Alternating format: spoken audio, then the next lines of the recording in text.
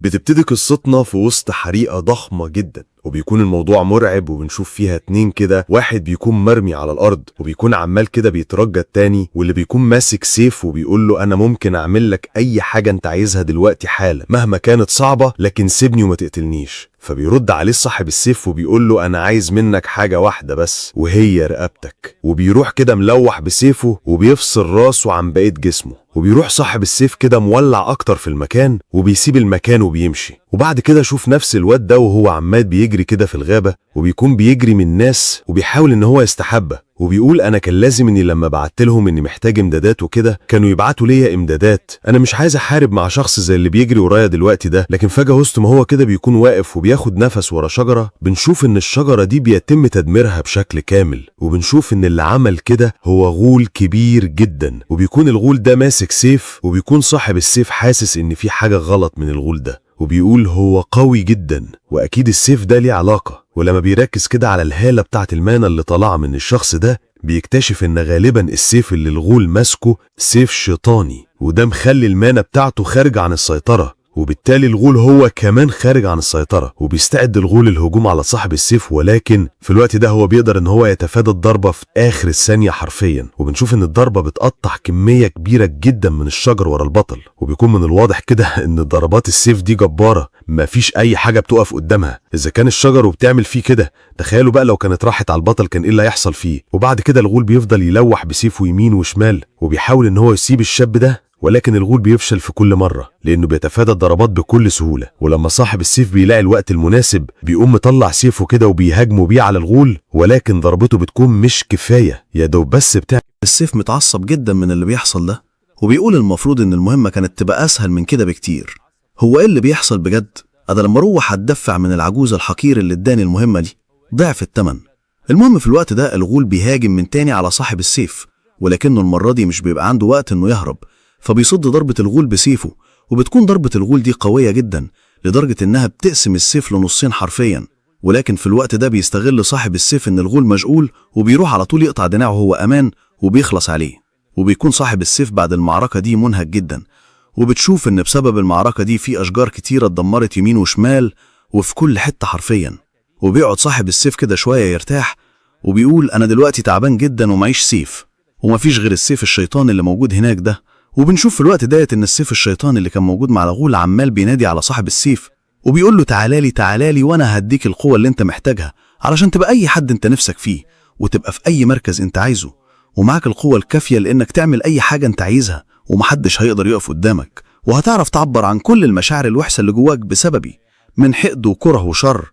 ولكن صاحب السيف بيكون مش عايز ان هو يروح للسيف ده خالص، لانه عارف ان نهايته هتكون زي نهاية الغول اللي هو لسه قتله. ولكن الغريبة ان جسمه بيكون عمال بيتحرك كده ناحية السيف واحدة واحدة، وبيحاول ان هو يمنعه، ولكن الموضوع خارج عن سيطرته تماما، وبيكون مش عارف يعمل ايه او يعمل اي حاجة. وفعلا بيمسك صاحب السيف الشيطاني، وفجأة كده شكله بيتغير، والسيف بيقعد كده يقول المكر، الاستياء كل ما هو شرير. ولكن فجأة كده بيرجع تاني صاحب السيف لطبيعته العادية، وبتكون الدنيا تمام على الاخر. فبيلف كده ناحية بحر، وبيروح حادف السيف ده فيها. ولما السيف الشيطاني بيحس بالواد ده عايز يعمله، بيقول له استنى بس بالله عليك كده انا فاهمك، انا ببوس تحت رجليك يا عم، انت بتعمل ايه يا ابن المجنون؟ لكن طبعا صاحب السيف مش بيهتم، وبيروح هدف السيف في البحر على طول. المهم بعد كده بيكمل بقى الشخص ده في رحلته، وبيوصل مدينه تامعه، وهناك بيكون في بنت صغيره كده شكلها غريب بتمشي جنبه، وبتمسك في ايده وبتقول له هو انت كنت فاكر انك هتعرف تخلص من ملكك بالسهوله دي؟ تعبيط ولا ايه؟ المهم يعني بيكون الواد ده مستغرب من اللي بيحصل، وبيقول لها انت اكيد قصدك حد تاني اللي هو مش انا صح؟ فبتقول له انت عايز تلعبها كده يعني؟ طيب. فبتحب انت تتصوت كده وبتقول الحقوني من الشرير ده، والناس بتبتدي كده تتجمع. فصاحب السيف بيستغرب وبيقول لها انت بتعملي كده ليه معايا يا بنت انت؟ هو انا اعرفك اصلا؟ انا اول مره اشوفك هنا. وبيحاول صاحب سيف ان هو يهدي الموضوع كده، وبيقول لهم يا جدعان دي بنت صغيره، انا الشرير ايه بس؟ انا هعمل لها ايه يعني؟ اكون الخط المصاصه بتاعتها مثلا؟ المهم في الوقت ده البنت بتقول له بطل عبط، انت ازاي بتجرؤ على انك ترمي الملكه في البحر؟ مش معقوله، هو انت السيف؟ فبتقول له بالظبط انا اللي كنت جوه السيف، وانا اللي بكلمك، انا الملكه. بتفكرني بأم جعفر العمدة كده. المهم يعني ما علينا، وبنعرف ان الملكة دي بقى يا شباب اسمها ميني. المهم بتقول ميني بعد كده لصاحب السيف انا دلوقتي السيدة بتاعتك، وانت مجرد خادم حقير عبدي ذليل كلب ومش عارف ايه عندي. تمام؟ مفروض تبقى مطيع، واظن انك ما تعرفش ازاي تبقى خادم مطيع، فما تقلقش يا صاحبي انا هعلمك. ولكن في الوقت ده بيخلع صاحب السيف منها على طول وبياخد ديله في اسنانه وبيقع من المكان، ولكن بتكون ميني وراهم طول وبتقول له مش قلت لك انت مش فالح كخادم؟ فبيكون صاحب السيف مستغرب كده، هي جت هنا ازاي اصلا وهم في شارع مسدود؟ فبتقول له انا عارفه انك مستغرب دلوقتي من اللي حصل يعني مني، ولكن اللي حصل انك دلوقتي بقيت مربوط معايا، وانا بقيت اقدر اغيلك في الوقت اللي انا عايزاه واختفي في الوقت اللي انا عايزاه برضه، وانا الملكه هنا. بقول لكم يا جماعه، انا بقول نفكس الاسم ميني كمان ونسميها صفصف، ولا حاجه زي ام جعفر العمده كده اللي كل شويه تقول لك انا الملك انا الملك. المهم يعني لو ما عندكوش مشكله يا شباب هنسميها كده، مفيش مشكله يعني. بنكمل بقى القصه بتاعتنا ديت، واللي بيكون في الوقت ديت بقى صاحب السيف بيقول لها بطلي هبل وانا هسيبك وهمشي واروح بيتي تاني لاني تعبان. طب تتعب مني كده؟ وبتقول له انا الملكه، انا السيف الشيطاني وانت مجرد عبد عندي دلوقتي. فبيضحك صاحب السيف كده اكتر وبيقول لها حاضر يا ستي، اللي انت شايفاه صح اعمليه. وبيروح واخدها كده ورايح عند راجل عجوز وهو شغال معاه، وبيقول له بص انا لقيت سيف شيطان اهو. فبيستغرب العجوز وبيقول له انت عبيط يا ابني ولا ايه؟ انت ما عندكش حاجه وجايب بنت صغيره هنا ليا، واحنا هنفتح دار ايتام هنا ولا ايه؟ فبيقول له صاحب السيف استنى بس كده يا باشا وانا احكي لك كل حاجه.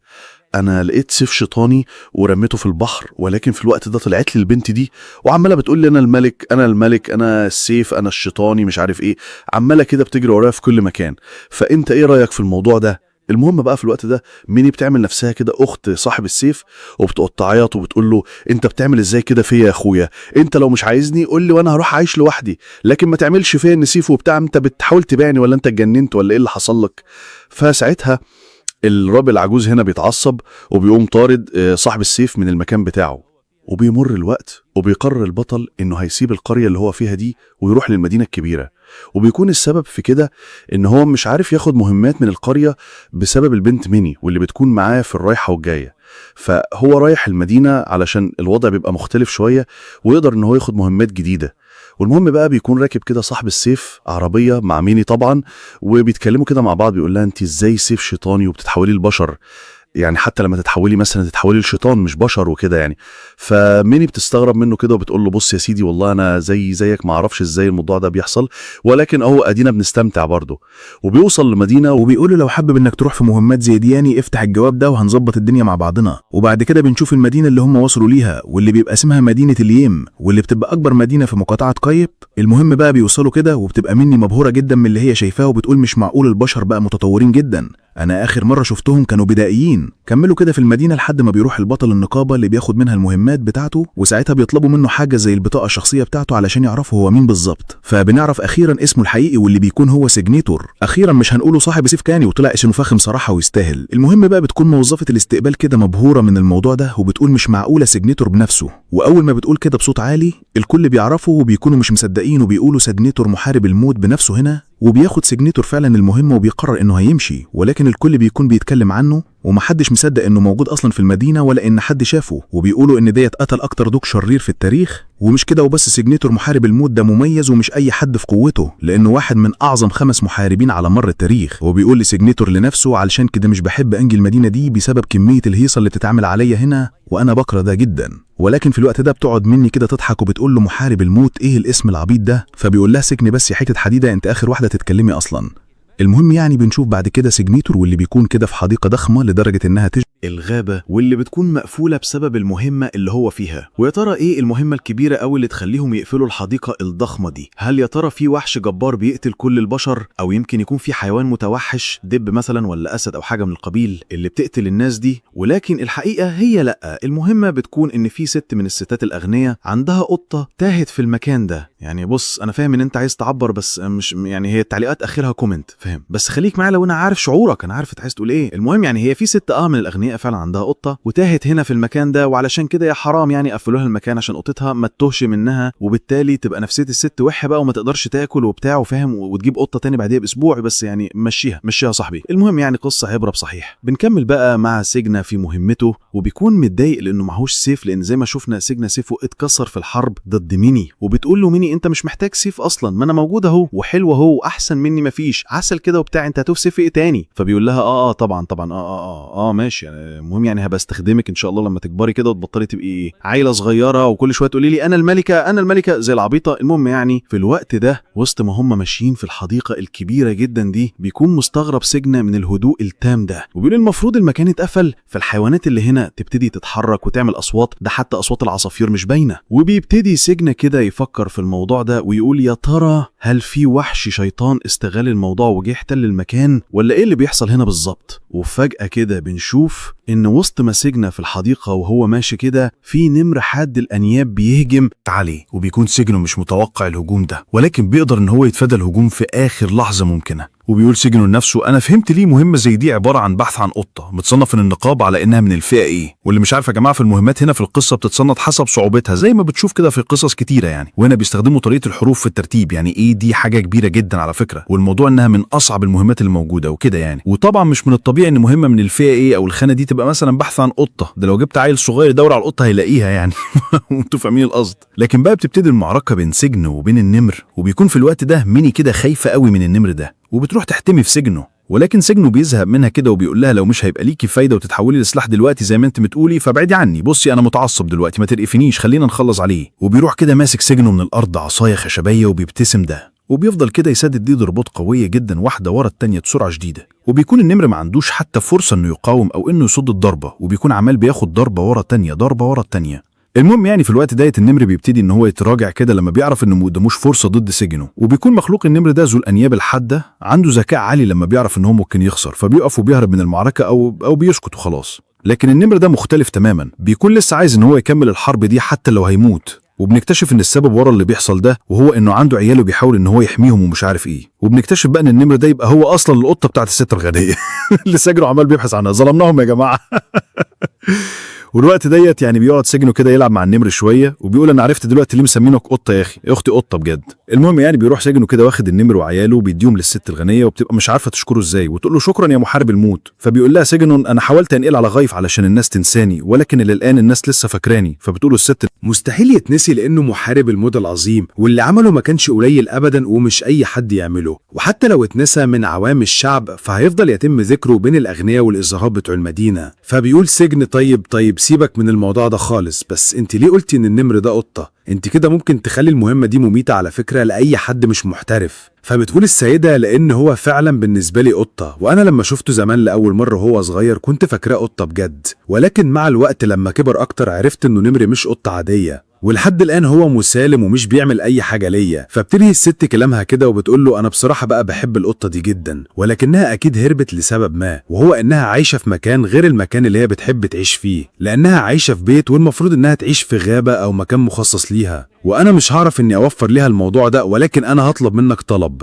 وهو انك توديه لموطنه الاصلي في اقصى الشرق، وبنعرف انها منطقه جبليه اسمها سيجمار. المهم بقى بيقبل كده السجن المهمه دي وبياخد النمر معاه، وطبعا البت ميني واللي هتفضل غالبا كده تقريبا قفف عيشته بقيه حياته هتفضل لازقه فيه. المهم يعني شكله كانت امه داعيه عليه ولا حاجه، بيبتدي يستعد للرحله دي واللي هتبقى طويله جدا ولازم يكون واخد حذره كويس قوي لانه مش عارف اللي ممكن يقابله اثناء الرحله. فبيقرر ان هو هيروح ويشتري سيف جديد كده بدل السيف اللي اتكسر منه ده، ولكن طبعا ميني اول ما بتسمع الكلمه دي بتقول له سيف مين يا ابو سيف، وبتبقى هتتجنن كده، ولكن سجن مش بيهتم ابدا وبيروح برضه على احسن محل اسلحه في المدينه، وده علشان يشتري من هناك سيف، ومش هيشتري اي سيف، لا ده هيشتري واحد من اغلى السيوف اللي في المكان. وبيكون صاحب المحل مستغرب من سجن جدا، اصل تخيل مثلا انك صاحب محل دلوقتي تمام وقاعد وصباح الفل بقى وقاعد كده بتصبح، ومره واحده يدخل عليك واحد بنمر وعياله نمر وبنت فاكره نفسها سيف وما المهم يعني بيبتدي كده البياع يوري شويه اسلحه كده للسجن، وبيكون اول سلاح بيوريه ليه واللي بيقول له ان ده السيف التنين الاحمر، سيف البطل الاسطوري اللي اسمه إيريناس جيرنوفلينو، واللي قتل لوحده عشرات التنانين من غير مساعده من حد. وبيقول البياع للسجن السيف ده هيكون احسن سيف ليك لو عايز تحارب بيه، وهو مصنوع من العمود الفقري بتاع التنين الاحمر. وطبعا بينال السيف اعجاب سجنه جدا وبيقول حلو قوي، طب السيف ده سعره كام بقى؟ وبيكون طبعا متوقع بيدفع سعر فلكي، وفعلا السعر بيكون حاجة بالملايين. فبيقول له سجنه طيب هات اللي بعديه، السيف ده مش هيكون كويس خالص خالص، اصل هو لونه احمر او بتاع، اصل هو مصنوع من العمود الفقري بتاع التنين وانا مش عاجبني كده، انا عايزه مثلا يكون حته قطره شويه. المهم يعني بيقعد كده الراجل يوري سجنه شويه سيوف تانية، ولكن مشكلتهم كلهم السعر، لحد ما بيكون في سيف معين كده بيعجبه سجنه، وبيقول له ايه السيف ده ما اتكلمتش عنه ليه يعني؟ فبيقول له البياع السيف ده واحد من السيوف الجديده اللي لسه واصله المحل امبارح، والسيف ده تم اكتشافه من المحارب كارل، وده واحد من المحاربين الخمسه الاسطوريين. المهم بقى بيقرر سجنه ان هو هيشتري السيف ده لانه بيعجبه جدا، وبيكون من الواضح كده ان السيف ده بيقدر ان هو يطلق قوه ثلجيه او حاجه زي كده يعني. وبعد كده بيأجر سجنه بيت في الحي الفقير لانه بيكون خلص كل فلوسه على السيف طبعا، وبينام. ولكن فجاه كده وسط الليل بيسمع صوت غريب، فبيصحى يشوف ايه اللي بيحصل يعني وكده، ولكن بيتفاجئ فالبي وهي بتعيط. فبيقول لها سجنه ايه اللي بيحصل بالظبط؟ العياط مش هيفيدك ولا هيخليني احل مشكلتك، قولي لي بس ايه اللي حصل. وبتبص البنت عليه كده وبتقول له كلهم ماتوا. فبيستغرب سجنه بيقول لها يا بنت اهداكي كده بس، صلي على النبي، مين اللي ماتوا دول؟ فبتقول له كل اللي حمقوني قبل كده الشجاع والقوي والضعيف وكل اللي تتخيلهم ماتوا، انا ما بقتش عايزه بشر يستخدمني تاني.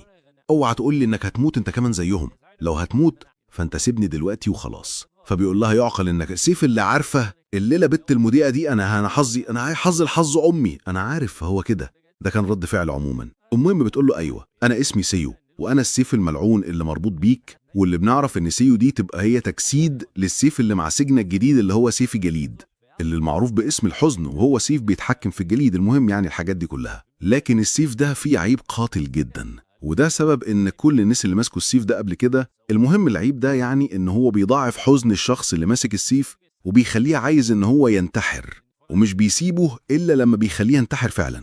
وده بيفسر اللي حصل لكل الناس اللي عرفت سيو. يعني من الاخر كده سجن بيقول وانا كان ناقصني يا جدعان همنا على الميتين نقوم حياتي. المهم بقى بيحاول سجن ان هو يهديها كده، وبيقول لها انا مش هنتحر ولا حاجه، وهفضل جنبك لحد اخر يوم في عمري. انا مش واحد خرعه زي باقي الناس اللي انت كنت عارفاهم، انا غيرهم كلهم، وانت هتشوفي بعينك. الكلام ده انا عارفه بس مش هنا يعني، مش ده الموقف اللي بيحكي فيه. المهم في الوقت ده سيو بيفتكر كده كلام ست كانت بتقوله وهي بتعيط نفس الحاجه. المهم يعني بيقول لها ما تقلقيش يا سيو، في يوم من الايام هتلاقي الشخص اللي هيفضل معاكي طول عمره. ولكن كالعادة نريد نوصل للمقطع ده لأكبر عدد ممكن من اللايكات، وتصلوا على النبي عليه أفضل الصلاة والسلام. اللهم صل على سيدنا محمد.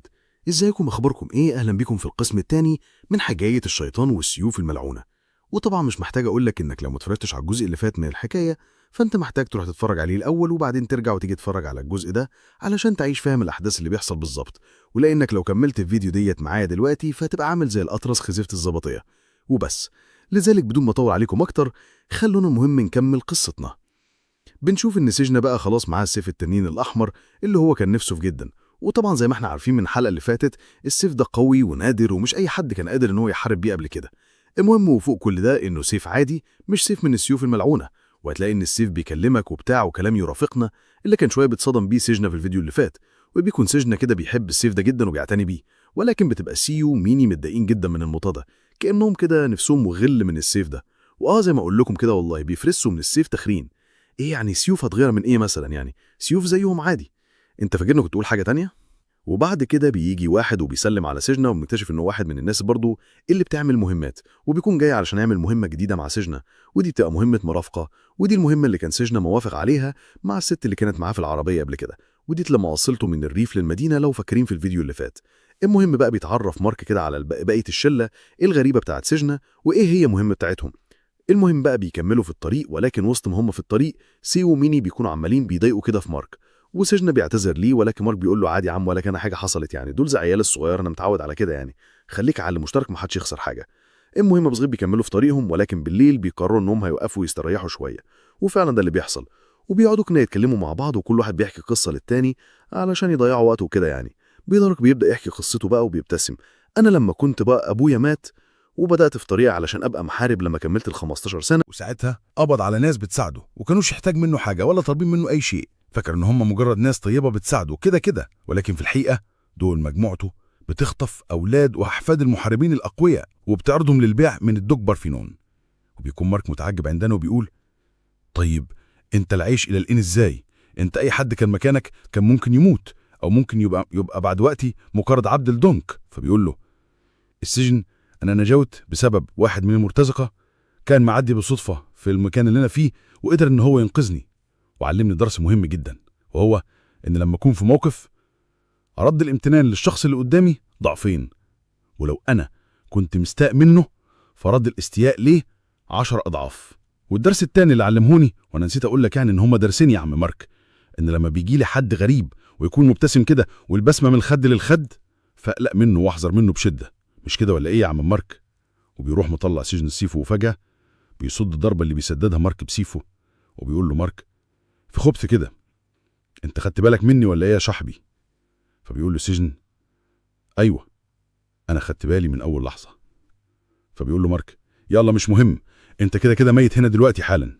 وبتشوف إن في مجموعة من الناس المسلحين بيكونوا جايين ورا سجن، وكلهم بيكونوا عايزين إن هم يهجموا عليه، ولكن بيشوفهم السجن كده وبيكون متعصب بشدة وعينيه بتتوهج من شدة الغضب، وبتبتدي المعركة بينهم. بتشوف جمال السيف الأحمر بتاع سجن كده اللي بيكونوا مشائل للمكان واللي شكله مميز جدا في المعركة وبيكون قوي جدا بالفعل، وبيقدر سجن إن هو يصد الضربات اللي بتيجي عليه واحدة ورا التانية وده بكل سهولة. وبتكمل المعركة وبتكون ميني كده في حالة مش كويسة وتعبانة خالص ومش قادرة إنها تقف، فبيطلع من سقوق تاخد ميني ويمشي من المكان ده بسرعة وهو هيحصلهم علشان ما يحصل لهمش حاجة. فبتقول له سجن أنا مش هسيبك هنا لوحدك، وده في الموقف الصعب اللي انت فيه ده، انت ممكن تموت لو ما كانش ليك أون. فيقول لها سجن ده أمر مني، امشي من هنا حالا وانا هبقى كويس ما تقلقيش عليا، انا مش عيل صغير.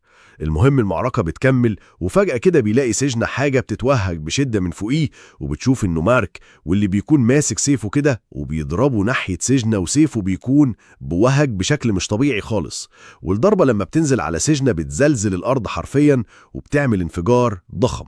وبعد ما دخان الانفجار بيروح بنشوف ان السيجناتور لسه عايش ولكنه مصاب بسبب الضربة القوية جدا دي. هو بيكون كده ساند على سيفه وبيكون لسه المكان اللي بتاع الرؤية فيه مش أحسن حاجة بسبب الغبار المنتشر في كل مكان بسبب ضربة مارك القوية، ويتفاجئ كده سجنة من تاني بسبب ضربة تانية كده بتكون جاية من جنبه من مارك، وبيحاول ان هو يصدها ولكنها بتبقى قوية جدا وبرضه بتبقى ضربة متفجرة زي اللي كانت قبليها. وفي الوقت ده بيضحك مارك وبيقول انت ما طلعتش ضعيف، يعني انت كنت خافي بس مهاراتك صح؟ طب ما حدش قالك بقى يا صاحبي ان ده اسمه غش وكمان كذب، انت هتدفع تمن الحاجات الشريرة اللي انت بتعملها ديت ضدي. وبيضحك كده ضحكة كلها شر، وبيستخدم مارك مهارة مدمرة اسمها الرؤيك المدمر جاكر، وبتكون الضربة ديت حرفيا بتدمر اي حاجة في سكتها، أرض ماشي شجر ما تقولش لأ، والأرض بتدي كده إنها ترتجف من تحت رجلين سجنة، وده قبل ما الضربة تيجي ليه. وبيكون الضربة مرعب جدا، وأي حد مكان سيجناتور كان واقف مكانه كده كان استسلم للموت من زمان. لكن على مين يا حبيبي؟ ده سيجناتور اسمه محارب الموت، اسمه لوحده كافي إنه يزرع الرعب في قلوب بلد أعدائه. هو عامل ازاي وهو بيستعد كده سيجناتور وبيروح ماشي بسرعة شديدة جدا ناحية الضربة، وبتشوف ان سيجناتور بيقف كده قدام الضربة دي والضربة بتسيبه فعلا، لكن بيستخدم واحدة من ايديه كدرعة، وبعد كده الضربة بتخلص ولسه الرؤية ما بتكونش واضحة لمارك، وبيطلع كده سيجناتور يجري ناحية مارك بسرعة شديدة وبيسدد له ليه ضربة قاضية جدا، وبيقع مارك على الارض بعد كل ده، وبيقول سيجناتور اها يلا بقى علشان زهقت منك، وبيكون لسه هيقتله، لكن مارك بيخاف وبيقول له استنى انا هقول لك مين اللي بعتني. وبنكتشف ان اللي بعتني يبقى الولد اللي كان في المتجر بتاع الاسلحه، فبيقول له سيجناتور كان لازم ان يحس الموضوع ده فعلا. وبعد كده بيقتل مارك وبيرتاح منه، وبنشوف ان سيو بترجع من تاني علشان تساعد سيجناتور، بيكون خلاص على اخره كده ومش قادر ان هو يقف، فبتقول له انت ليه ما استخدمتنيش؟ فبيقول لها مش انت قلتي مش عايزه حد يموت تاني بسببك؟ اديني بحقق عليك حلمك. وبيروح كده مغمى على سيجناتور وبيقع على الارض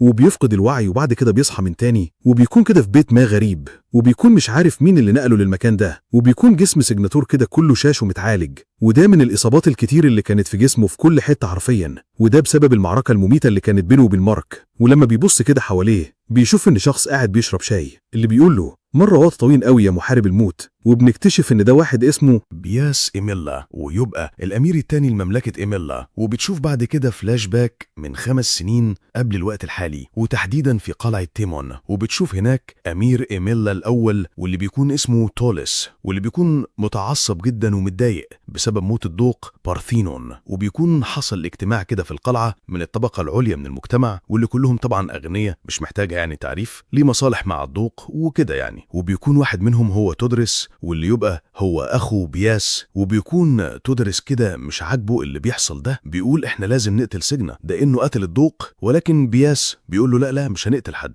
سجن ما عملش حاجة غلط، الدوق كان راجل شرير ومستبد وعمل كل حاجة شمال ممكنة، وفي الآخر جه البطل السجنة وأنقذ الناس من شره. ففي واحد تاني برضو كده بيعترض على كلام بياس وبيقول له الدوق كان أكبر وأقل واحد فينا، وبمجرد موته الناس كلها هتتجرأ على إنها تحاربنا، وبمجرد ما ده يحصل هل هتبقى دي مسألة وقت قبل ما تقوم حرب علينا؟ انت هتكون متضرر زيك زينا، ما تنساش ده. وبيكون الكل معترض على كلام بياز ولكنه بيكون مقتنع بيه 100%، وبيقول ده اللي هيحصل، ومحدش هيقرب من سجنة أيا كان مين هو، وكمان هيكون محارب قوي في المستقبل، وساعتها لو حد فيكم حاول إنه يجي جنبه هيكون مصيره هو الموت، وعشان كده أنا بسميه محارب الموت. وبنرجع تاني للوقت الحاضر، وسجنة ده بيقول كده هو احنا فين؟ ايه اللي جابنا هنا واشمعنا دلوقتي؟ فبيضحك كده بيهز وبيقول له ما تقلقش بقى مفيش حاجة، واحنا دلوقتي في مكان عادي على حدود إيميليا. وبيكمل بياس وبيقول له لسجنة أنا لقيتك، كنت مصاب وأنا كنت ببحث عنك أصلا، وكان معاك البنتين الصغيرين دول وهم طيبين خالص وعساسيل كده وبيحبوك وكانوا بيحاولوا إن هم يعالجوك، وعلشان كده جبتهم معانا، هم والنمر اللي انت ماشي معاه ده تحسه كده ماشي مع واحدة. المهم يعني فبي كده بيرد عليه وبيقول له أنا ما كانش هيحصل لي كل اللي حصل لي ده إلا بسبب واحد بس، وهو شخص كده اداني اسم شهرة زي المحاربين الخمسة العظماء، وبسببه بقيت مطرد من كل الناس حرفيا، وبقيت عايش في قرية ومع ذلك الناس كلها بتحاول إنها تقتلني، ما أنا محارب عظيم بقى. وبيكون سجنة كده بيلقح على أخوه بياس يعني لأن هو اللي مطلع عليه الاسم وكده. ولكن في الوقت ده بنشوف شخص كمان كان موجود في المكان وهو روكس، وبيكون كده مساعد بياس، وبيكون روكس متعصب من طريقة الكلام بتاعت سجنة وبيقول له اتكلم حلو يا ولد، مع الأمير ايدك جنبك. فبيقول لبياس أنا عارف الموضوع اللي انت مؤمن بيه ده اللي هو إنك ترد الامتنان الضعف، ودلوقتي أنا هساعد في قصتك مش كده ولا إيه يا صاحبي؟ وعلشان كده أنا عايز أطلب منك مهمة تعملها ليا.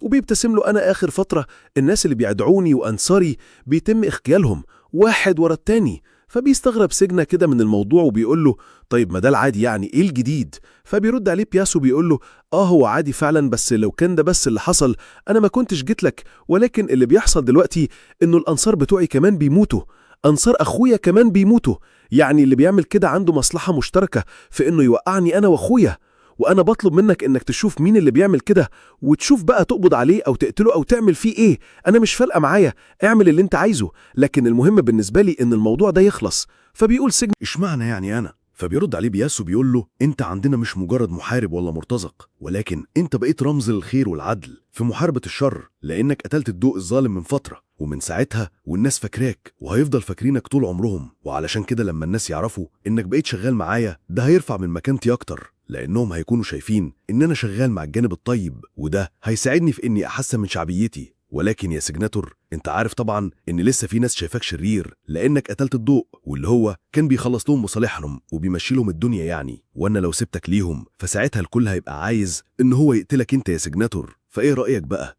هل هتنضم ليا ولا هتبقى شرير بالنسبة للناس دول كمان ومحدش هيسمي عليك وهيبقى مطلوب راسك للمحاكمة؟ قدامك شهر يا سجناتور، فكر كويس وقول لي هتعمل ايه، هل عايز راسك تطير ولا عايز تساعدني في المهمة بتاعتي؟ وساعتها أنا هكون في ظهرك ومحدش هيعرف إنه يعملك أي حاجة، ولما تفكر بقى يبقى تعالى ليا في مدينة تيمون. المهم بيمشي بعد كده بياس وبيقول له أسيبك تفكر بقى، وأنا متأكد إنك بتفهم وهتعمل الصح، مش كده ولا إيه؟ وبتيجي كده سي وميني وبيتكلموا مع سجناتور عن اللي حصل، وبيطلبوا منه إن هو يوعدهم إن لو حصل ليه أي حاجة في المستقبل هيستخدمه في المعارك. وسو بتقول له إن صحيح أنا مش عايزة حد يموت بسببي، ولكن في نفس الوقت مش عايزاك إنك تموت أنت كمان، لأني ما عرفتش إني أساعدك، أنت لازم تستخدمني المرة الجاية، وديت اللي يحصل فيها معركة كبيرة زي دي، وأنا صدقني هكون أكتر واحدة بتساعدك في المعركة. فبيضحك سجناتور كده وبيقول لها حاضر يا ستي، المرة الجاية هستخدمها ولا تزعلي نفسك. وبتشوف بعد كده بياس واللي بيكون راكب عربيته مع روكس، وروكس بيقول له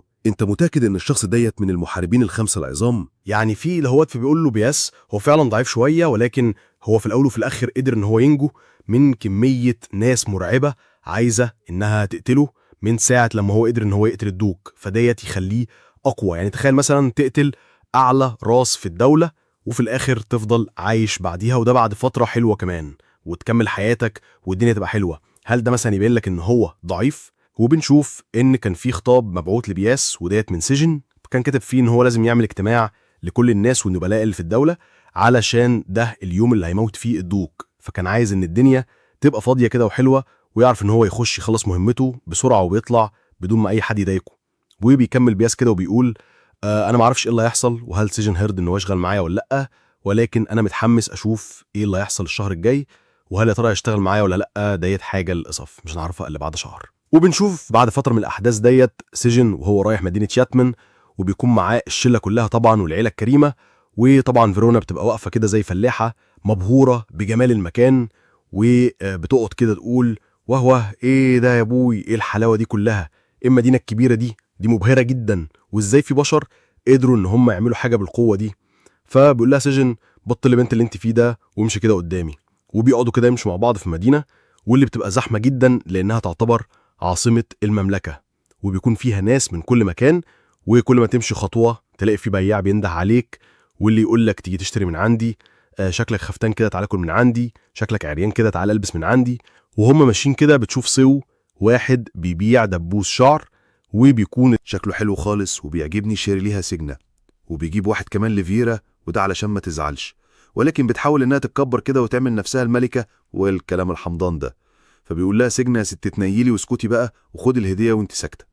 المهم يعني بيقول سجنة لنفسه في الوقت ده المدينة ديت حصل فيها أحداث كتيرة جدا وعدت على صعاب كتير، ودخلت حروب وشياطين وجت تحارب فينا، وفي تنانين حاولت إنها تدمر المدينة، ولكن المدينة ديت كانت مختلفة عن أي مدينة تانية لأنها قدرت إنها تحافظ على نفسها وفضلت صامدة الفترة دي كلها، وضد كل الهجوم اللي حصل عليها ده من مختلف المخلوقات دي، إذا كانت شياطين أو تنانين أو حتى حروب بين البشر نفسهم، ومعظم المعلومات اللي فيها لسه محفوظة. فيا ترى هل هقدر إني ألاقي هنا أي معلومة عن طريقة لكسر العقد اللي بيني وبين السيوف الشيطانية وبالتالي أخلص من الاتنين دولت ولا لأ؟ وبعد كده بيكمل سجناتور في طريقه وبيقابل بياس من تاني وبيقول له أديني جيت لك اهو يا عم، عايز نعمل إيه بقى؟ فبيقول له بياس الموضوع سهل خالص، أنا عايزك تكون زي محقق كده شغال عندي، ولكن الأول أنا محتاج أغير شكلك ولبسك الغريب ده، أنت محتاج تبان عندك هيبة كده، أنت محتاج تبقى محارب الموت بجد لأنك شكلك كده شحات، فأنا هظبطك يعني من الآخر. حرفيا يا جماعة بشمل ده شمل ولا يهمك يا معلم. وبعد كده بنشوف ان في حفله من العيله الملكيه بيكون فيها تدرس، وبيكون عمال كده بيحفل على بياس وبيتكلم عنه وحف، وده قبل ما يظهر. فبنشوف ساعتها ابوهم واللي بيبقى ملك المملكه، وده في الوقت الحالي يعني، واللي بيبقى اسمه وينستون، وبيقول لابنه عيب يا ابني اللي انت بتقوله ده، طريقه كلامك على اخوك دي هو ممكن مثلا يكون عدوك او انتوا الاتنين بتتنافسوا على الحكم، ولكن اللي انت بتعمله ده مش من الحكمه، ده شغل عيال صغيره مش اكتر. وفي الوقت ده بيوصل بياس وبيكون تدرس متعصب وبيقول له انت قليل ادب، ازاي توصل بعد ابوك، انت مجنون ولا ايه؟ فبيقول له بياس انا اسف ولكني جبت ضيف كده معايا المره دي علشان كده انا جيت متاخر شويه. فبيقول له ضيف ايه؟ فبيقول له بياس اسمحوا لي بقى ان اعرفكم على الراجل اللي قطر الشر من بلدنا وقتل الدوق الظالم، بقدم لكم محارب الموت سجناتور.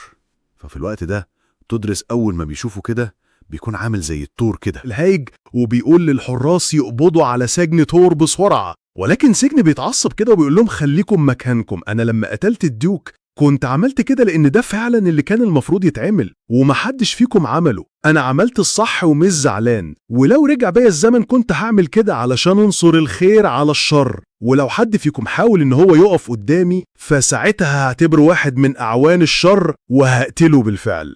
وبيطلع ساعتها سجن سيف التلج اللي هو سيو يعني، وبيستخدمه علشان يخوف بيه الأعداء، ومن الواضح كده إن سيو عندها قدرات لا يستهان بيها بصراحة، وساعتها الحراس مش بيهتموا وبيحاولوا ضرب سجن، ولكن هو بيكون قادر على إنه يخوفهم. وفي الوقت ده الملك بيضحك وبيقول مفيش شك إنك قدرت إنك تقتل الدوق ولسه عايش، فأنت فعلا عندك قدرات فريدة.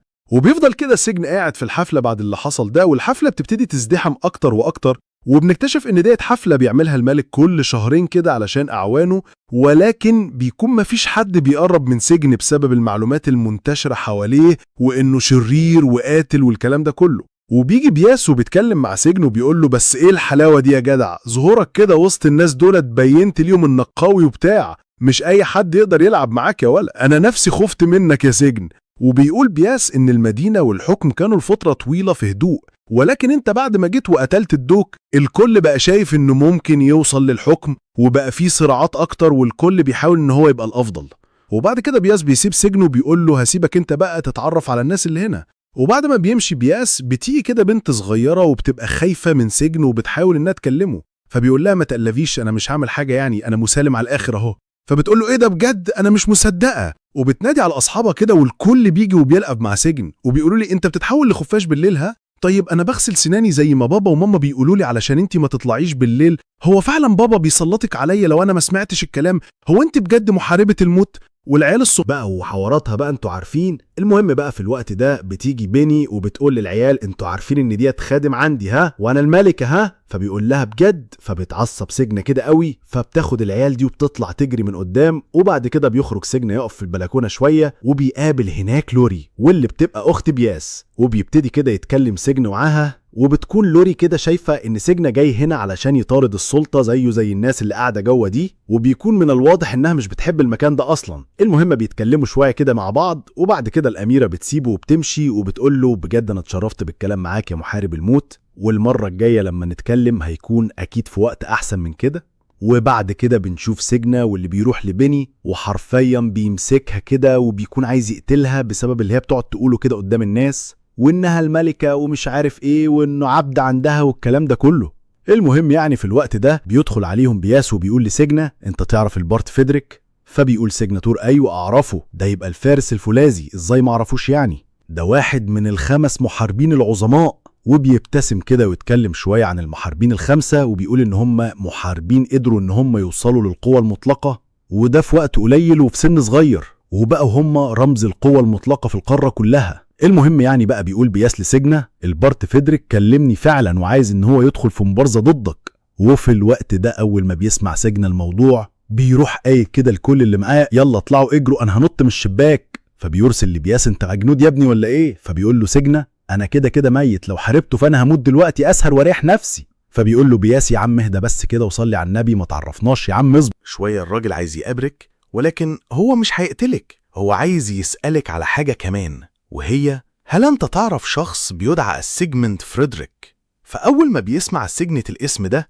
بيفضل كده واقف مكانه مش بيتحرك. هو من الواضح كده انه شخص كان ليه دور مهم في تاريخ سيجنيتر. فيا ترى ايه اللي هيحصل بعد كده ومين هو الشخص ده؟ وهل فعلا المبارزة هتكون ودية زي ما هم بيقولوا؟ كل ده ومن اكتر هنعرفه في الحلقة اللي جاية من حكاية سجنت. ولكن كالعادة عايزين نفجر المقطع ده لايكات، انا مش عارف ازاي 5000 لايك النهاردة، وتصلوا على النبي عليه افضل الصلاة والسلام. وبرضه كان معانا سؤال الفيديو ده، كم المهلة اللي اداها بياس سجنت علشان ينتحر في العرض بتاعه؟ اللي هيجاوب صح هحط تعليقه في بداية الفيديو اللي جاي. وبكده اشوفكم في مقاطع جاية ان شاء الله في رعاية الأحفظ. اللهم صل وسلم على سيدنا محمد. ازيكم يا شباب، اخباركم ايه؟ اهلا بيكم في الحلقة الجديدة من حكاية سجنة. طبعا مش محتاج اني اقولك لو ما شفتش الاجزاء اللي فاتت من الحكاية روح شوفها الاول علشان تفهم حلقة النهاردة، لان انا عايز اقولك ان القصة دي دمار شامل بقى. لو شايفين الاحداث اللي فاتت فانتوا عارفين انا بتكلم عن ايه، وتخيلوا بقى معايا الاحداث الجديدة هتبقى عاملة ازاي. القصة دي طويلة شوية كده وجميلة وممتعة واللي هتعجبكم جدا. قبل ما نبدأ عايزين نعمل لايك للفيديو، وادينا مدلعينكم اهو بفيديوهات يومية علشان نستمر معاكم ان شاء الله. ويلا بدون ما نطول اكتر خلينا نكمل بقية الحكاية. نشوف بعد كده سجنة واللي بيكون وسط مجموعة من الناس في الغابة بالليل، ولكن اللي بيحصل بيكون غريب جدا لان سجنة بيكون مقيد ومرمي على الارض، والناس اللي حواليه بيتكلموا عنه وبنكتشف ان هم خاطفينه، وبيكونوا عمالين بيحفلوا عليه كده ويتنمروا عليه، وبيكونوا عايزين ان هم يبيعوه.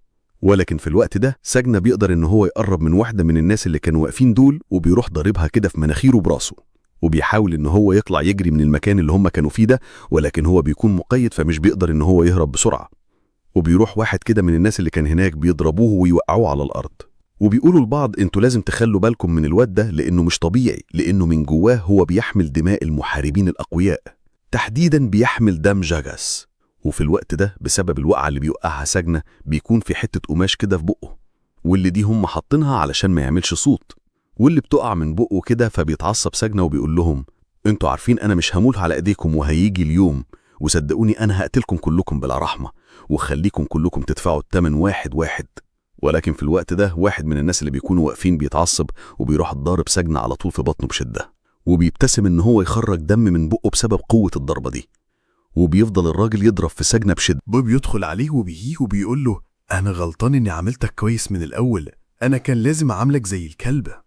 وفي الوقت ده بيجي بسرعة كده محارب قوي جدا وبيحارب وبيقول أنا بقالي 3 أيام بجري وراكم يا حكراء، اقفوا هنا.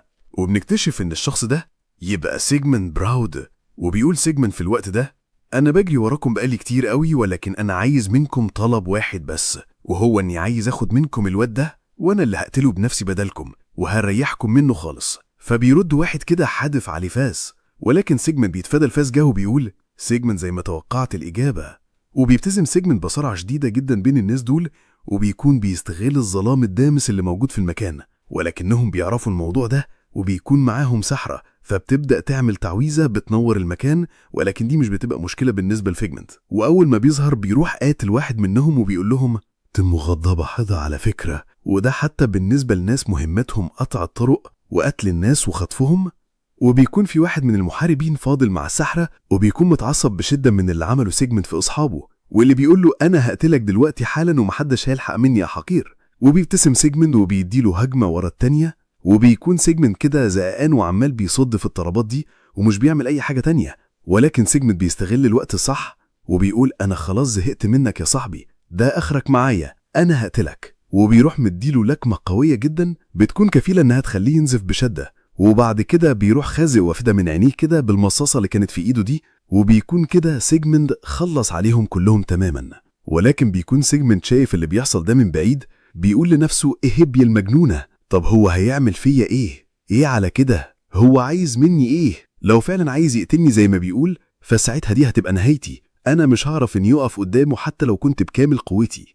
وبعد كده بنشوف انفجار ضخم جدا بيحصل في المكان اللي بيكون واقف فيه سيجمنت، وبنعرف إن اللي عمل الانفجار ده هو السحرة اللي كانت لسه عايشة. والانفجار بيكون مرعب وبيدمر كل المنطقة حرفيا، ولكن بيفضل سيجمنت عايز اشوف ان هو خرج من ضباب الانفجار ده. فبيكون سيجموند بيضحك كده وبيقول لها: انت احسن واحده في كل الناس اللي حاولوا يقتلوني دلوقتي، ولكن مش مهم، انا كده كده هقتلك دلوقتي، فيلا بالسلامه يا ساحره. ولكن في الوقت ده الساحره بتبدا انها تجري بسرعه شديده ناحيه سيجنا، وبتمسكه كده ردلع بشري، وبتقول لسيجموند: لو قربت مني فانا هقتل الولد ده. فبيضحك سيجموند كده وبيقول لها: يا خلاص انت فعلا كسبتيني، انا مش هقتلك يا ساحره، انت فعلا قويه. وبيروح موقع سيفه على الارض، ولكن في اللحظه دي بيروح شايط سيجموند السيف بتاعه بيرشق في الساحره وبيخلص عليها، وبكده يكون الجماعه اللي ماسكين سجنك كلهم ماتوا ومش فاضل منهم ولا واحد عايش. وبيقرب سيجموند كده من سجنه وبيقول له: انت كويس مش كده؟ انا جيت هنا علشان اساعدك، ما تقلقش يعني. المهم بيبتدي سيجموند انه يعرف عن نفسه وبيقول: انا اسمي سيجموند وانا مرتزقه، وكانت المهمه بتاعتي انقاذك من اللي انت كنت فيه. فبيقول له سيجنا: شكرا ليك جدا، وانا مش عارف اشكرك ازاي بصراحه على اللي انت عملته معايا ده. فبيقول له سيجموند: ما تقلقش، انا هعرف اخد منك مصلحه بالطريقه او التانيه، وده مع الوقت. وبعدين انا عندي حكمه انا بمشي بيها في حياتي، وهي اني برد اللطف ضعفين وبرد الاساءه ب10 اضعاف. وطبعا لو محدش واخد باله فاللي بيحصل ده فلاش باك للمره اللي كان تم خطف فيها سيجنا زمان لما كان صغير، ودي الحكمه اللي اتقالت ليه زمان من سيجموند واللي كان بيقولها له كتير يعني اثناء الاحداث اللي فاتت. فانا ما رضيتش اقول في الاول ان ده فلاش باك علشان اشوف الناس اللي كانت مركزه في الاحداث، فالناس اللي كانت عارفه فشابوه عليا. المهم يعني بنشوف شويه معلومات كده عن السيف اللي كان مع سيجموند، واللي بنعرف ان اسمه سيف الظل، وبيكون في منه هاله سودا كده شديده بتطلع منه وبتحيط بالمكان كله. المهم بقى بنشوف تكمله اللي بيحصل ده، وبعد سنه كامله من اللي حصل بيكون لسه سجن قاعد كده مع سيجموند، وبيكونوا مكملين مع بعض وبيتمرنوا مع بعض.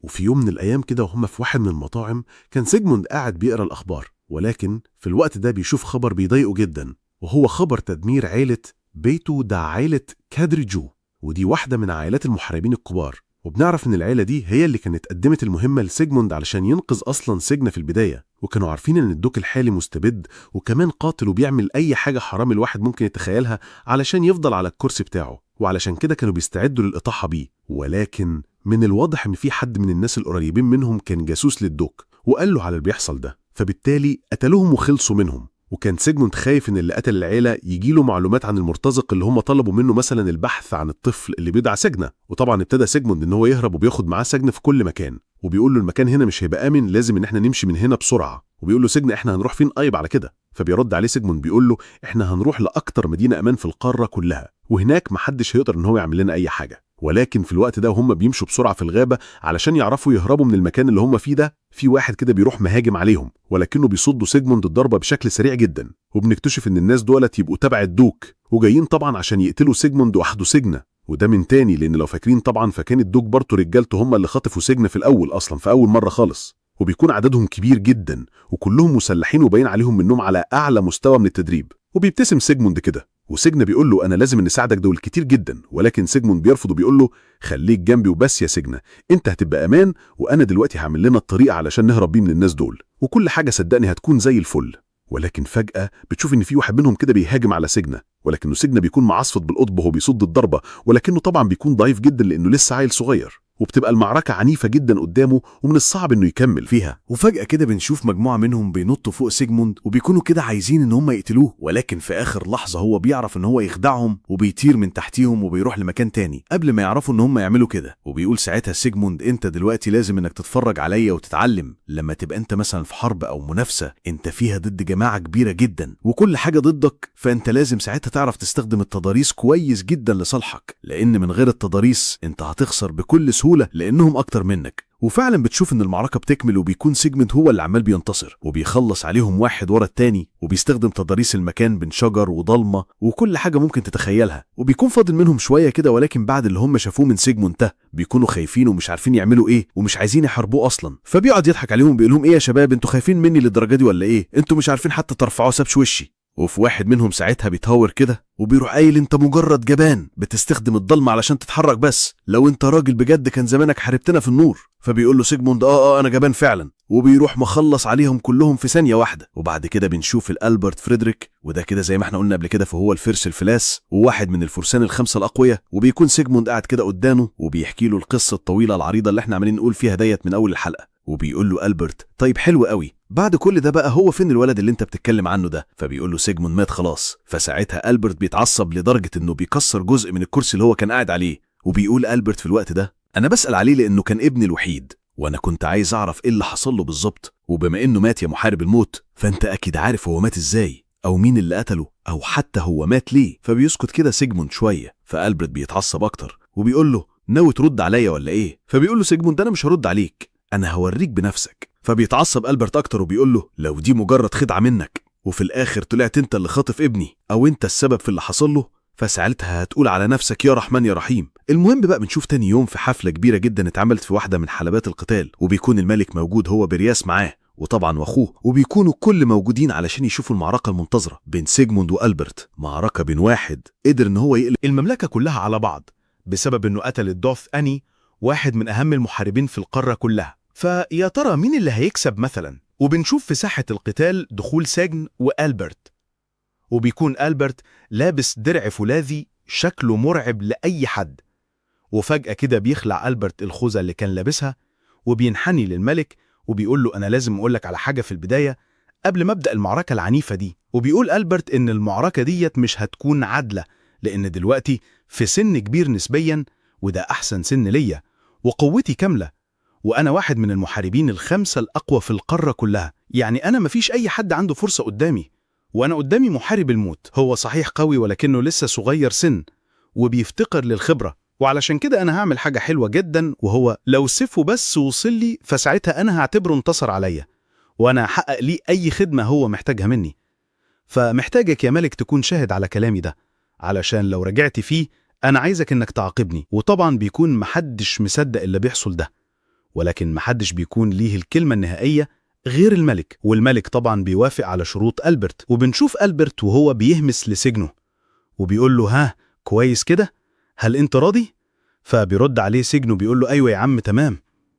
وبيروح لابس ألبرت الخوذة بتاعته من تاني وبيقول دلوقتي جه وقت المعركة المنتظرة، وانا مش هرحمك ولا هتهون معاك علشان انت صغير، يعني ما تعتبرش نفسك كده. اتمنى انك تكون قد المعركة اللي انت دخلتها دلوقتي.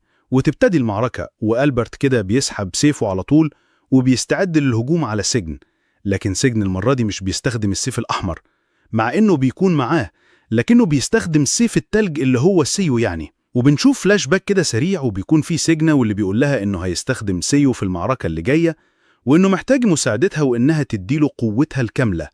وبتبقى ميني واقفة كده ومتضايقة لأن لحد دلوقتي سجن ما استخدمهاش ولا مرة حرفيا، عماد بيستخدم في سيو والصيف الأحمر وسايبها هي كده مع نفسها. نرجع تاني الوقت الحاضر في المعركة لما بيستخدم بسجن سيف التلج وبيبتدي التليج وبيطلب سجن خط من التلج على الأرض ناحية ألبرت، ولكن ألبرت بيصد الضربة بتاعت سجنه دي وده بالدرع بتاعه اللي بيكون ماسكه كده في إيده بكل سهولة. بعد كده بيطلع سجن السيف الأحمر بتاعه. الضربات ديت ألبرت بيقدر إن هو يصدها بالسيف بتاعه وبتكمل المعركة، وبيكون سجن عمال بينوح كده بين السيف الأحمر وبين سيو، يضرب ضربة من هنا وضربة من هنا. وطبعا التنوع ده مطلوب ضد محارب بقوة ألبرت، وخصوصا إن كل سيف من الاتنين قدرات مختلفة عن التاني. وبتكمل المعركة وبيفضل سجن كده يحاول يضرب في ألبرت، ولكن معظم الضربات بيكون ألبرت عمال بيصده، وده بالدرع اللي هو ماسكه في إيده. ولكن في مرة كده من المرات اللي بيضرب فيها سجن الدرع، فجأة كده الدرع ده بيطلع شعاع من الطاقة السوداء، واللي بتبقى جبارة جدا وبتصير سجنه، وبيكون مرمي على الأرض كده وسط حطام حلبة المعركة. وبيقول لألبرت المعركة دي كانت كويسة جدا، وأنا فعلا استهنت بيك يا ولد، عندك قدرات كويسة جدا، ولكن في النهاية انت زيك زي أي حد أنا قابلته قبل كده، دي هتكون نهايتك. ولكن بيحاول سجن ان هو يقوم تاني، وألبرت بيقول له يا ابني انت كده كده هتخسر، ما تحاولش تجيني مني. وبتقول له انت مش ناوي تستخدمني ولا ايه؟ انا ممكن اعمل ليك اي حاجة انت عايزها، وهدي لك القوة الكافية علشان تهزم بيها الحقير ده، صدقني استخدمني بس ولو لمرة واحدة، وانت ساعتها هتعرف انك ما اخترتش غلط، ولكن انت مش عايز تجرب اصلا. ولكن سجن بيقول لها مش وقت ده دلوقتي، وبيروح قايم كده سجن من على الارض تاني، وبيمسك سيو وبيقول لها انت مستعدة ولا لا؟ وبيكون سجن كده متعصب جدا، وبيقول انا مش قلتلك ان هقولك اللي حصل لابنك؟ وبيستخدم سجن كده سيو وبيعمل مهارة جبارة جدا، واللي بتملي حلبة القتال كلها، وبيكون اسمها ضباب بلورة الجليد. وبيكون الهدف من المهارة دي ان سجن يقلل من مدى رؤية ألبرت، وبيكون ألبرت كده فاهم الخدعة دي، وبيحاول ان هو يتفادى اللي هيحصل، وفعلا بيحاول انه يتحكم في الجليد بواسطة السيف بتاعه والدرع بتاعه كمان. ولكن الموضوع بيكون صعب عليه جدا، وفي الوقت ده بنلاقي ان فيه هجوم تاني جاي من سجني، ولكن الهجوم ده بيكون لونه احمر، معنى كده انه بيستخدم خيدم من السيف الاحمر، ولكن الهجوم ده بيكون السيف بس بدون سجنة. وبنكتشف ان دي كلها خدعة من سجنة انه يحوط ألبرت بالجليد من كل ناحية فيبقى مشغول، وبعد كده يروح ضربه بالسيف الأحمر من قدام، فيروح هو صدد الضربة دي بالدرع بتاعه. ولكن في الحقيقة بقى هو مش بيكون ماسك السيف أصلا، ولكنه بيكون قرب جدا من ألبرت، وبس في آخر لحظة بينط ويرايح بسرعة شديدة جدا ورا ألبرت، وبيكون كده عايز ان هو يصيبه. لكن ألبرت طبعا بيكون متمرس وفاهم كل الخدع دي، وبيقول لنفسه كانت الخدعة دي كويسة جدا وذكية كمان، وكانت ممكن انها تنفع على اي حد الا انا. وفي الوقت ده بيقدر ألبرت ان هو يتوقع هجوم سجنة، ومش كده وبس، لا ده كمان بيهاجم وبيصيبه. وبنشوف ان سجنة عمال بينزف دم، والمنى اللي في جسمه عمالة بتقل عن مستواها العادي بسبب الضربات الكتيرة المتتالية القوية اللي قاعد سجنة يضربها لألبرت. وبيقول ألبرت لسجنة انت لازم انك تقف، انت مش هتعرف تهزمني، ودي حاجة احنا كلنا عارفينها. فبيقول سجنة انا مش هينفع اني اوقف، انا لسه ما وريتكش اللي انا عايزك تشوفه. وبيروح سجنة كده عامل هجوم تاني، فبيحاول ألبرت ان هو يصد الهجوم ده بسيفه، فبيروح سجنة كده ماسك سيف ألبرت وبيهاجم بسيفه هو، والهجوم ده بيكون قادر على انه يشيل الخوذة من على راس ألبرت. وبعد كده بيروح مجمد الارض بحيث ان ألبرت ما يقدرش ان هو يتحرك براحته، وبيروح ضارب ألبرت في راسه وبيتصاب فعلا ألبرت. وبكده تبقى المعركة انتهت حسب الاتفاق بتاعهم بفوز سجنة، وبيكون محدش متوقع اللي حصل ده، وبيكون الكل فاكر ان سجنة هيخسر من ألبرت لان اصلا مفيش وجه مقارنه بينهم. ولكن في الوقت ده والكل فرحان باللي حصل، بيجي واحد كده من رجاله الملك وبيقول له حصل مشكله لينا من تاني في قضيه قتل جديده. وبنشوف كده فعلا ان في شخص ما تم قتله وطعنه بالسيف في صدره، وبقى جثته همدة سايحة في دمه. وبيقابل سجن روكس عند مسرح الجريمة اللي حصل فيها جريمة القتل يعني، وبيكون سجن رايح هناك لأنه هيكون هو المحقق اللي هيحقق في الموضوع ده، لأن بيسلم فاكرين عينه في الموضوع ده. وبيدخل كده على الجثة وبيشوفوا شكلها الكارثي، والسيف وهو راشق فيها كده وحالتها كرب على الآخر. وبيكون كده سجن وروكس مستغربين من حالة القتل دي، اللي هو ازاي يعني واحد المفروض تم اغتياله، ازاي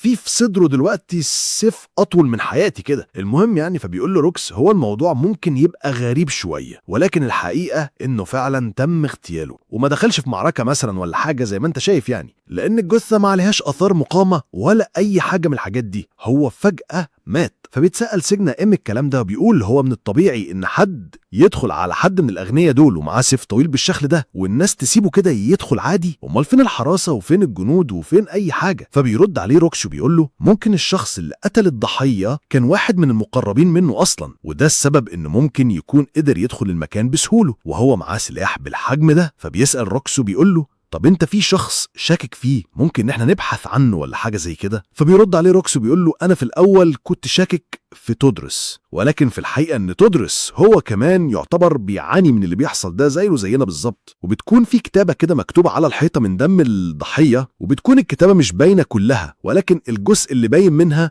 بيكون مكتوب فيه ان اللي حصل ده من اجل قتل محارب الموت. فبيقول سجنة أيعقل ان الشخص اللي بيعمل كده لسه شغال على الإشاعة اللي كانت شغالة زمان بعد موت الدك، ان سجنة خلص على الراس الكبيرة وهيبتدي يطف في الأغنياء واحد تلو التاني ولا ايه؟ المهم يعني بعد كده بيكمل روكس كلامه بيقول كل الأغنياء والطبقة العليا من الدولة تقريبا كان في ناس من رجالتها بيحصل فيهم إصابات وموت وغيره، ولكن في مجموعة واحدة بس هي اللي محصلهاش أي حاجة، وده إلى الآن. والمجموعة دي معروفة باسم المرتدين، ودول بيكونوا مش بيدعموا حد في الحكومة في الوقت الحالي. وبعد كده بيروحوا لواحد اسمه جيمي ألستر وبيقعدوا كده يتكلموا مع بعض، وبيكون معجب جدا باللي سجن عمله في القتال، ولكن سجن بيقول له مش وقت الكلام ده خالص. فروكس بيبتدي ان هو يتكلم معاه وبيقول له احنا في آخر فترة في 2 كمان ماتوا من الطبقة العليا، واحد منهم من أتباع بيس والتاني من أتباع أخوه. فبيقول جيمي أنا ما كنتش أعرف الموضوع ده خالص. فبيقول له روكس ايوه انا عارف، بس مش غريب شويه انك ما تبقاش كده عارف حاجه عن الموضوع ده وهو قالب المملكه كلها؟ وغير كده كل الناس اللي بتموت دي ايه؟ ولكن انت ومجموعتك من المرتدين الخونه ما حصلهمش حاجه الى الان. مش حاسس ان الموضوع غريب شويه؟ وبيتعصب كده جيمي وبيقول له انت جاي هنا علشان تلقح بالكلام، انت عايز ترمي لي تهمه؟ يلا. وبيطلع سيفه كده وروكس بيروح مطلع سيفه هو كمان، وكل واحد فيهم بيوجه سيفه في ناحيه التاني، وبيكون سجنه كده قاعد رايق على الكنبه يابا زي ما هو ولا في اي حاجه. بس الموضوع برضه بيكون موتر كده شويه، وفجاه الاتنين بيهاجموا على بعض، ولكن في الوقت ده بيتدخل سجنه وبيروح موقف الهجوم وبيقول لهم هما الاتنين بطلوا هبط، انا مش قاعد مع عيال صغيره هنا. وبعد كده بنشوف ان سجنه رجع تاني للبيت وبيتكلم مع السيو ميني وبيقول لهم تعالوا احنا هنروح في رحله صغيره، وبيروحوا عند كهف كده. وتستغرب مني وبتقول له انت بتحب تيجي هنا كتير ليه؟ فبيرد عليها سجنه بيقول لها لان المكان ده بيخليني قادر على اني اشوف حقيقه المدينه. وبيدخلوا كده جوه وبيلاقوا بنت بتكون شكلها مخطوفه كده او حصل لها حاجه وبتكون في حاله صعبه خالص. فيا ترى مين هي البنت دي وايه اللي هيحصل بعد كده وايه المكان اللي هم فيه ده؟ ومين يا ترى القاتل اللي بيتكلموا عليه كلهم واللي عامل القلق في المدينة دي كلها؟ وهل هيلاقيه سجن ولا لا؟ وهل المرتدين ليهم علاقة بالموضوع ده واكتر هنعرفه في الحلقات اللي جاية ان شاء الله من قصة سجنه. ولكن كالعادة عايزين نوصل المقطع ده لأكبر عدد ممكن من اللايكات، تحدي النهاردة يوصل ل5000 لايك. ومعانا سؤال للفيديو ده. السؤال المرة دي هيكون عام بشكل عام في القصة يعني، واللي هو كم عدد الأمراء الحاليين اللي تحت الملك بدون طبعا الأميرة اللي احنا عارفينها في الأول خالص؟ اللي هيجاوب صح هتتعليقوا في بداية الفيديو اللي جاي، وبس ما تنسوش صلوا على النبي عليه الصلاة والسلام. اشوفكم في مقطع جاي ان شاء الله.